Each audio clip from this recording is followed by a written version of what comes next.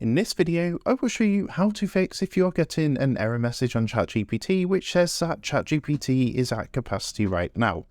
And if this video does help you out today, please consider dropping down below the video, leaving a like on the video, and also consider subscribing to the channel. I really do appreciate it.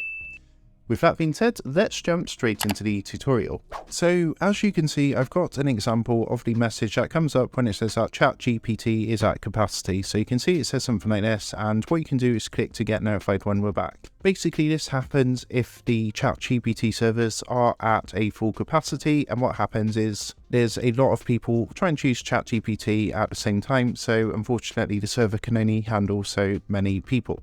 Now what you can do, you can click onto this link here, and what's going to happen, you're going to get a notification sent to your email. You just input your email address, and what it will do is send you a notification when you're able to use Chatgpt again.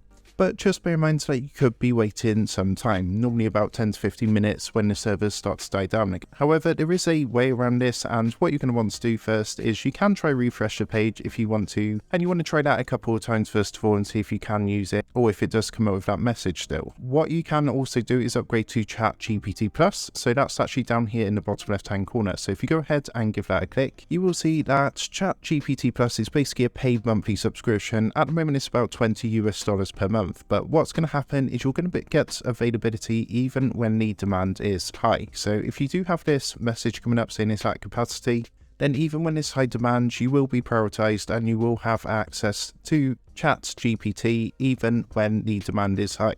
However, if you don't want to go ahead and pay and you just want to continue using the free plan, that is absolutely fine. You just need to wait until the server is less busy before you can use Chatgpt. So I hope this quick tutorial helped you out today, and if it did, I'd really appreciate it if you was to leave a like on the video and also consider subscribing to the channel.